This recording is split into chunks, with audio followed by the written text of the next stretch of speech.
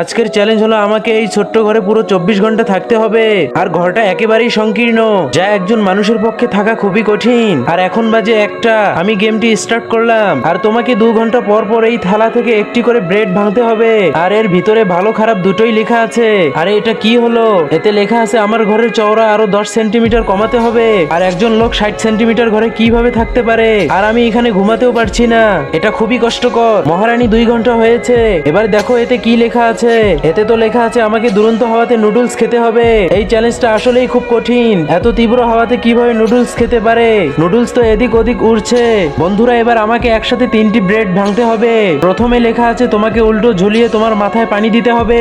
আর দ্বিতীয়টাতে লেখা আছে তোমাকে 50 বার লাফাতে হবে।